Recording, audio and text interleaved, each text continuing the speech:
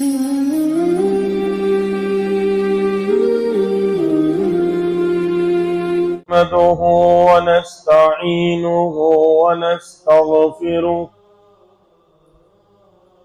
ونؤمن به ونتوكل عليه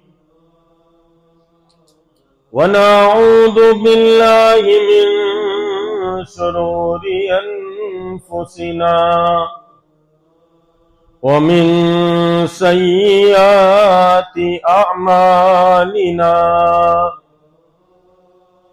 من يهده الله فلا مضل له ومن يضلله فلا هادي له ونشهد أن لا إله إلا الله وحده لا شريك له ونشهد أن سيدنا وسندنا وهادينا ومرشدنا وقائدنا وإمامنا وإمام أنبيائنا محمدا عبده ورسوله الذي أرسل بالحق بشيرا ونذيرا وداعيا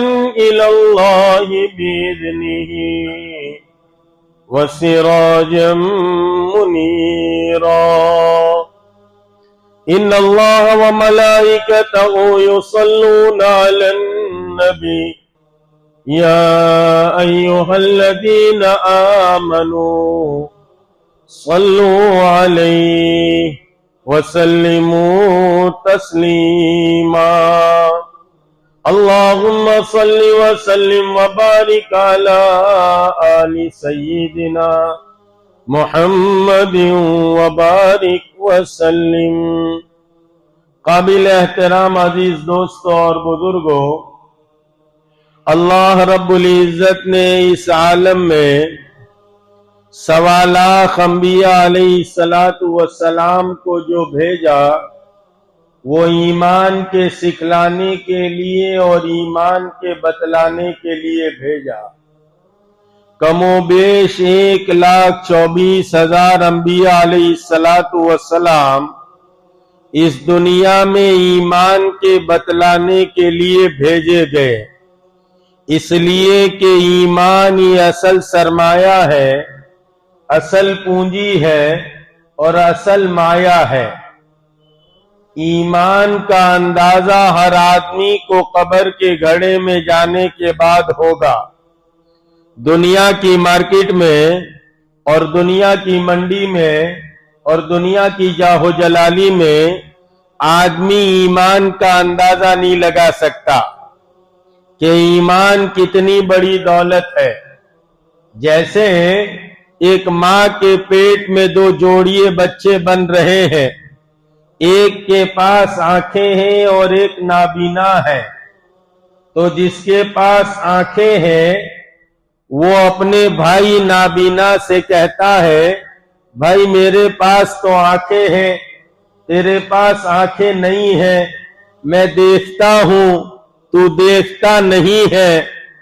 تو جو نابینا ہے وہ یوں کہتا ہے کہ میری آنکھوں کے نہ ہونے پر میرا بھی کام چلتا ہے اور تیری آنکھوں کے ہونے پر تیرا بھی کام چلتا ہے۔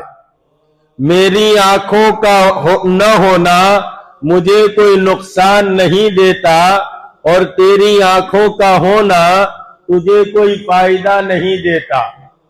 کیوں؟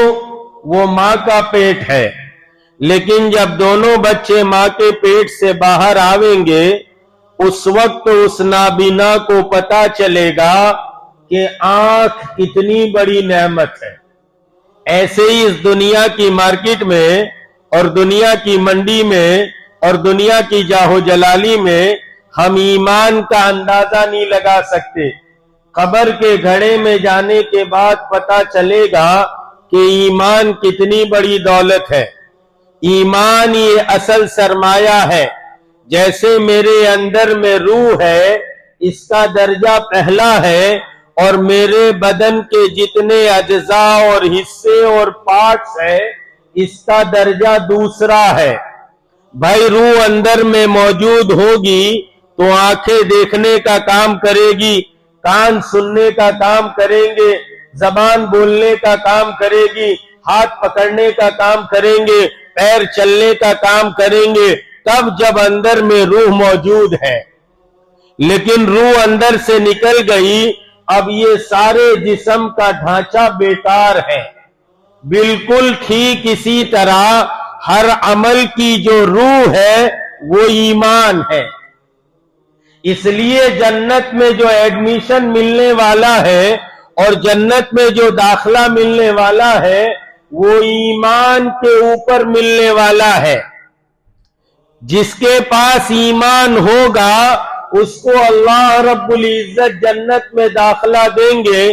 یہاں تک کہ اگر ایمان کے بغیر ابراہیم خلیل اللہ کے ابا چلے گئے، بغیر ایمان کے گئے، ابراہیم کا خلیل ہونا، اللہ کا دوست ہونا انہیں جہنم سے چھٹکارا نہیں دلا سکے گا. یہاں تک کہ میرے اور آپ کے آقا محمد الرسول اللہ صلی اللہ علیہ وسلم کے چچا اور محسن چچا جنہوں نے آپ پر احسانات کیے ہیں، بغیر ایمان کے اس دنیا سے چلے گئے. حضور کا ختم المرسلین ہونا، حضور کا خاتم النبیین ہونا، حضور کا تمام انبیاء کا سردار ہونا اور امام الانبیاء ہونا انہیں جہنم سے چھٹکارا نہیں دلا سکے گا. اس لیے کہ ایمان کے بغیر گئے ہیں. بھائی آنکھیں میری ہے تو چشمہ کسی اور کا چلے گا، بھوک میری ہے تو کھانا کسی اور کا چلے گا.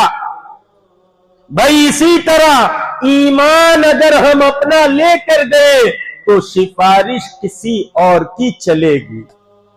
ورنہ جنت میں جو ایڈمیشن ملنے والا ہے اور جنت میں جو داخلہ ملنے والا ہے وہ ایمان کے اوپر ملنے والا ہے. اگر ایمان ہوگا تو جنت میں داخل کیا جائے گا. ایمان میں عارفین فرماتے ہیں 4 باتیں ہیں. پہلے ہے توحید، اللہ کو ایک ماننا، اکیلا ماننا، کرتا دھرتا ماننا. اللہ ایک ہے، اکیلے ہے، نرنجن ہے، نراکار ہے اور سرویاپی ہے. اس کا یقین ہمارے دلوں کی گہرائی میں اتر جائے. یہ 7 آسمان اور زمین اور اس میں جو کچھ بنا ہوا نظر آتا ہے، نظر نہیں آتا، یہ سب کرنے دھرنے میں ایک اللہ کا محتاج ہے. ساری دنیا کے انسان اور ساری دنیا کے جنات اور سارے آسمانی فرشتے اور ساری جادوگری طاقتیں کسی بندے خدا کو، کسی بندی خدا کو نفع پہنچانا چاہے اور اللہ نہ چاہے، یہ سب بے بس ہے، لاچار ہے، محتاج ہے، کوئی کچھ نہیں کر سکتا. یہ تمام طاقتیں مل کر اگر کسی بندے خدا کو، اگر کسی بندی خدا کو نقصان پہنچانا چاہے اور اللہ نہ چاہے، یہ سب بے بس ہے، لاچار ہے، محتاج ہے، کوئی کچھ نہیں کر سکتا. اس کا یقین دلوں کی گہرائی میں اتر جائے. پہلا ہے توحید. شاعر کہتا ہے توحید کا حق یہ ہے، خدا حشر میں کہہ دے یہ بندہ 2 عالم سے خفا میرے لیے ہے. بایزید بسطامی رحمت اللہ علیہ مقدمین اولیاء میں سے تھے.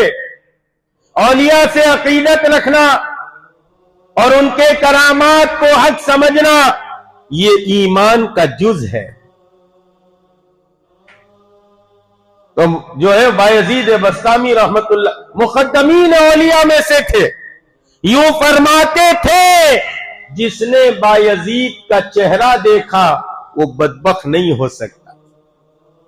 اپنے آپ کو کتنا سنوارا تھا, کتنا بنایا تھا. ہم سمجھتے ہیں اللہ والے کوئی بات کہتے ہیں ایسے ہی الل ٹپ کہنا ہی.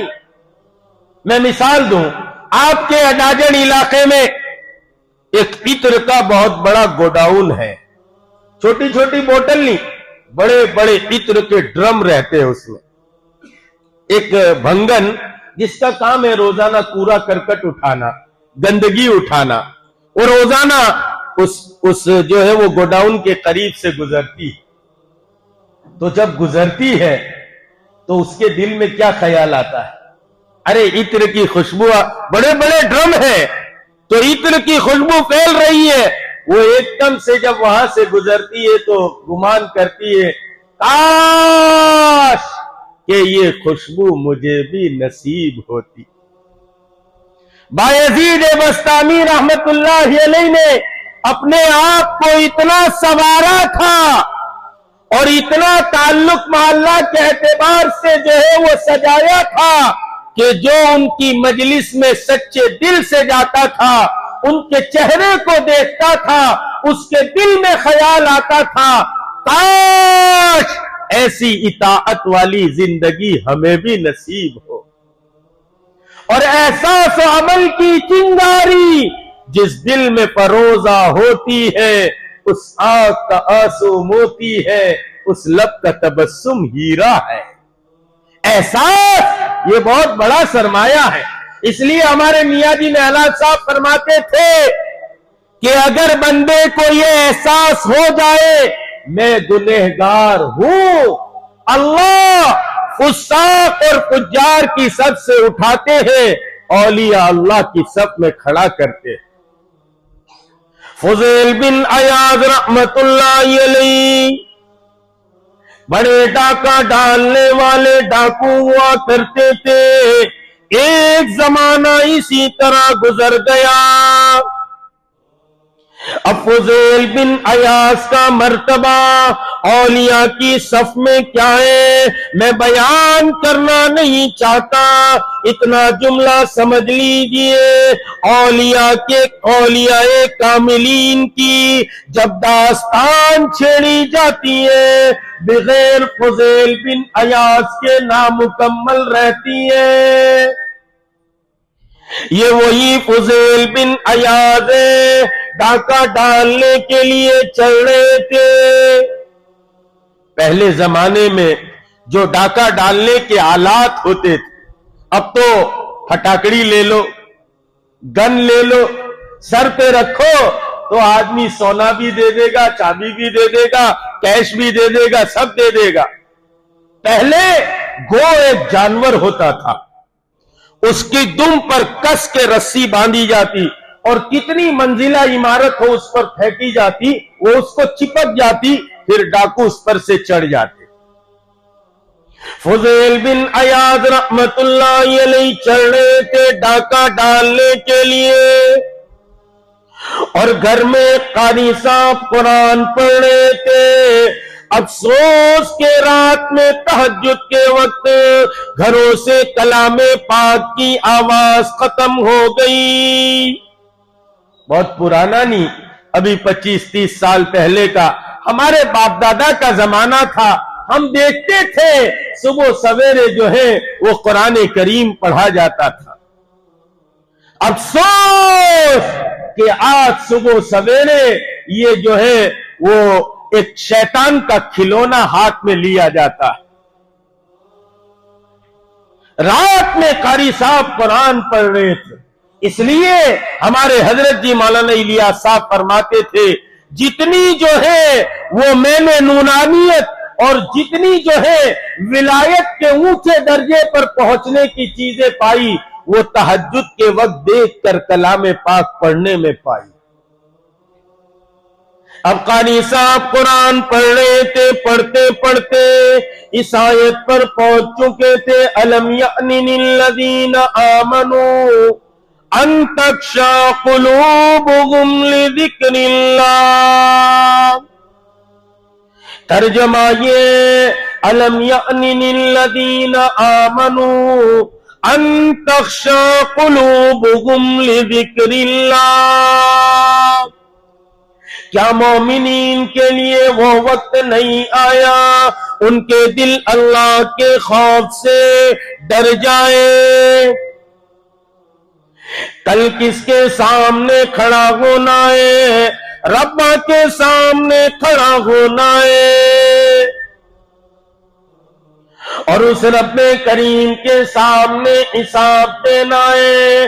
الیوم نختم علی افواہہم وتکلمنا ایدیہم وتشہد ارجلہم، جس دن جو ہے منہ پر لوک کر دیا جائے گا، اس لیے کہ آدمی بولنے میں چالاک ہوتا ہے تو یوں کہتا ہے ہم اپنی چالاکی سے بچ گئے، ارے ایسا گرایا، ایسی بات کی، اور یوں اس کو اپنے پھنٹے میں لے لیا۔ اجی محترم یاد رکھیے، کل قیامت کے دن سب سے پہلے اسی زبان کو لوک کر دیا جائے گا۔ تمہاری زبان کی ضرورت نہیں، دنیا میں بولنے کو زبان دی تھی، آج ہم ہاتھوں سے بلوائیں گے، ارے تمہارے جو ہے وہ پیروں سے بلوائیں گے۔ کیا کیا کر کے آئے، کیا سرگزشت سناتے اور کیا کارگزاری سناتے۔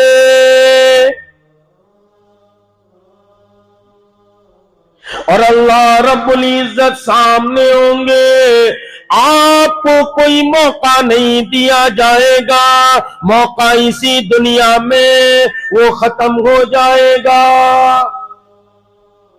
بہت چالاکی کرتے ہیں، ہم یوں کر ڈالیں گے، ہم یوں کریں گے اور یوں نکل جائیں گے۔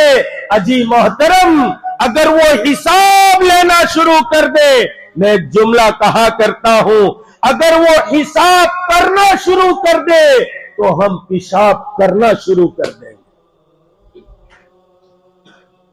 اس کے رحم و کرم سے وہ معاف کر کے کہے چلے جاؤ، ہم نے تم کو معاف کر دیا، اس کے علاوہ ہمارے پلے کچھ نہیں۔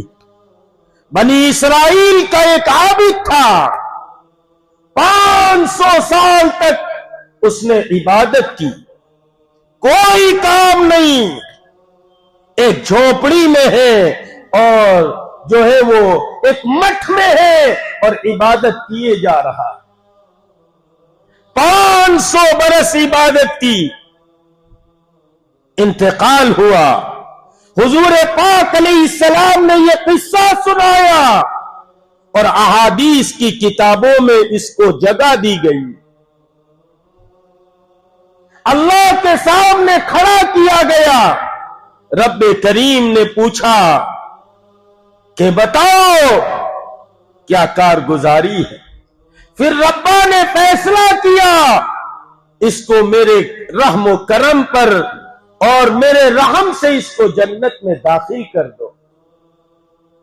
وہ عابد کہنے لگا پروردگار 500 سال تک تیری ایسی عبادت کی کہ پل جھپکنے کے برابر میں نے نافرمانی نہیں کی، اور تو آج کہتا ہے میرے کرم سے جنت میں داخل کر دو، میرے رحم سے جنت میں داخل کر دو۔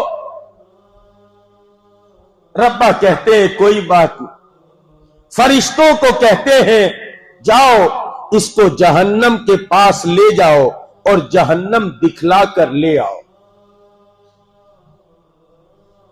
فرشتوں نے ان کو پکڑا، کہا چلو جہنم دیکھنے کے لیے چلتے، پھر آپ کی بات کا فیصلہ ہوگا۔ فرشتے ساتھ ساتھ جہنم دکھانے کے لیے عابد کو لے جاتے۔ روایات میں آتا ہے یہ جہنم کی جو تپش ہے اور جہنم کی جو گرمی ہے، تیز رفتار گھوڑا 100 سال تک دوڑتا رہے اتنی دوری سے جہنم کی جو ہے وہ آگ کی تپش لگتی۔ کبھی اپنی اس آگ پر انداز لگائیے، اس کی تپش کا حال یہ ہے، اگر یہاں جہنم ہے تو 100 سال تیز رفتار گھوڑا دوڑے اور اتنی دور جائے 100 سال کے بعد وہاں اس کی حدت اور اس کی گرمی محسوس ہوتی. فرشتوں نے ان کو لیا اور جہنم کے راستے چلنے لگے.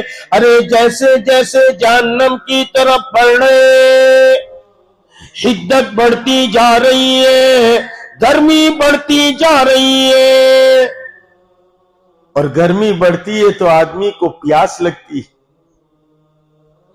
جب بہت چلے تو وہ عابد کہنے لگا بھائی پانی مل سکتا ہے؟ کہا ملتا تو سب ہے یہاں, لیکن بے قیمت کچھ نہیں, قیمت سے ملتا ہے. قیمت ادا کرو, ملے گا سب. کہا روپیہ پیسہ تو دنیا میں چھوڑ آیا. کہا یہاں روپیہ پیسہ نہیں چلتا. روپیہ پیسہ تو یہاں چلتا ہے, وہ بھی سب چیز میں نہیں چلتا. خیر ادھر نہیں جاتا تو کہا روپیہ پیسہ نہیں چلتا, یہاں تو اعمال چلتے, اعمال. تو کہا 2 رکعت نماز لے لو, پانی پلا دو. کہا 2 رکعت سے کام نہیں چلے گا. کہا 10 لے لو. بڑھاتے بڑھاتے بڑھاتے 1 سال کی عبادت لو, 2 سال کی, 10 سال کی, 250 سال کی عبادت تک پہنچ گئے. کہا 250 سال کی عبادت لے لو لیکن پانی دے دو. پانی دیا گیا, 250 سال کی عبادت لے لی. پھر چلنا شروع کیا, چلتے چلتے اور آگے پہنچ گئے. کائنات کے امام نے جو خبر سنائی ہے, صادق المصدوق نے خبر سنائی ہے, سچے پیغمبر نے خبر سنائی ہے, ادھر ادھر کی بات نہیں, کسی جو انسان کی ایسے کی بات نہیں جس پر شک کیا جائے. کائنات کے امام نے فرمایا جب اور آگے بڑھے, بڑھتے بڑھتے ایک راستہ گزر گیا, کہنے لگے بھائی پھر پیاس لگی ہے. کہا 250 سال کی عبادت دو, پانی پلایا جائے گا. پھر 250 کی دی, پھر پانی پلایا. اب 250 500 ختم. ربا کے سامنے لا کر کھڑا کیا. ربا نے دیکھا اور کہا بتاؤ اب کیا لے کر آئے ہو؟ کہا ربا کچھ نہیں, جو لائے تھے وہ تو پانی کے گھونٹ کے بدلے دے دیا. کہا اسی لیے ہم نے کہا ہم اپنے رحم و کرم پر تمہیں جنت میں داخل کرتے. تو فضیل بن عیاض نے یہ آیت سنی, الم یأن للذین آمنوا ان تخشع قلوبهم لذکر اللہ. کیا مومنین کے لیے وہ وقت نہیں آیا ان کے دل جو ہے ربا کی یاد سے دہل جائے اور جو ہے دل خوف زدہ ہو جائے, فوراً کہنے لگے آنا وہانا آنا وہانا. وہ وقت آ گیا, وہیں سے واپس اتر گئے. احساس پیدا ہو گیا, احساس و عمل کی چنگاری جس دل میں فروزہ ہوتی ہے, اس آنکھ کا آنسو موتی ہے, اس لب کا تبسم ہیرا ہے. تو یہ احساس پیدا ہو جائے. اسی لیے بایزید بسطامی فرماتے تھے جس نے بایزید کا چہرہ دیکھا وہ بدبخت نہیں ہو سکتا. خیر اللہ کے حضور میں پیشی ہوئی, کسی نے خواب میں دیکھا بایزید آپ کے ساتھ کیا گزری. کہنے لگے بایزید بسطامی اللہ نے مجھے معاف کر دیا. کہا آپ کو تو معاف کرنا ہی تھا. کہا نا پھنسے تھے. کہا کیا ہوا؟ کہا ربا نے کھڑے رکھ کے پوچھا کیا لے کر آئے ہو؟ تو میں نے ایک دم سے کہہ دیا توحید لے کر آیا، اللہ کو ایک ماننا، اکیلا ماننا، کرتا دھرتا ماننا۔ تو پھر اللہ نے کہا کہ وہ رات یاد ہے دودھ والی؟ اب میں چکر میں پڑ گیا، وہ دودھ والی رات کون سی؟ روزانہ دودھ گرم کر کے پیو۔ اس دن کچا پیا اور پیٹ میں درد ہوا، دل میں خیال آیا کہ دودھ کچا تھا، پیٹ میں درد ہوا، کہا ایسی ناقص توحید لے کر آئے ہو۔ توحید کس کو کہتے ہیں؟ اللہ کو ایک ماننا، اکیلا ماننا اور کرتا دھرتا ماننا۔ یہ ساتوں زمین اور آسمان میں جو کچھ ہوتا ہے وہ اللہ کے کرنے سے ہوتا ہے، اس کا یقین اندر میں دلوں کی گہرائی میں اتر جائے۔ یقین کے ساتھ آج دیکھو اللہ پر ہم سب کو ایمان ہے، اچھی بری تقدیر پر ایمان ہے، فرشتوں پر ایمان ہے، مر کر اٹھنے پر ایمان ہے، لیکن یقین نہیں۔ ایمان ہے، یقین نہیں۔ یقین ہوتا تو مسلمانوں کی زندگیاں پچرنگی نہ ہوتی۔ ایمان الگ ہے، یقین الگ ہے۔ اس لیے بڑے پیر سیدنا عبدالقادر غیلانی غوث سمدانی قطب ربانی یوں فرماتے تیرے پاس اسلام ہی نہیں ہے تو ایمان کہاں سے آئے گا؟ پھر کہتے ہیں تیرے پاس ایمان ہی نہیں ہے تو یقین کہاں سے آئے گا؟ ایمان اور یقین دو الگ الگ چیزیں۔ تھوڑی دیر میں مثال دے کر سمجھاؤں۔ آپ کے اس اڈاجن درگاہ ایریے میں کوئی تیر انداز ہے، 20 سال 40 سال سے کبھی اس کا نشانہ خطا نہیں کیا، وہ عید کے دن آئے اور سب کو جمع کرے کہ تمہارے درمیان رہتا تھا، تم کو معلوم ہے 40 سال سے اپنا نشانہ کبھی خطا نہیں کیا، سب کیا کہیں گے؟ ہاں بالکل آپ کا نشانہ کبھی خطا نہیں کیا۔ اچھا ایک کام کرو، ہر ایک اپنے سر پر موسمبی رکھو، ہم گولی سے یا تیر سے اس کو اڑائیں گے تو ہم میں سے ہر ایک کیا کہے گا؟ اگر مگر پھر بھی پتہ نہیں کیا ہوگا۔ لیکن 40 سال سے اس کے ساتھ جو اس کا چیلا رہتا ہے وہ کہے گا آقا ان سب کو آپ پر ایمان ہے اس لیے موسمبی رکھنے کو تیار نہیں ہے، مجھے آپ پر ایمان بھی ہے اور یقین بھی ہے، میں موسمبی نہیں نیمبو رکھنے کے لیے تیار۔ آگ ان کی پھونک دیتی ہے برناؤ پیر کو، لاکھوں میں اگر ہو ایک صاحب یقین پیدا۔ وآخر دعوانا ان الحمدللہ رب العالمین۔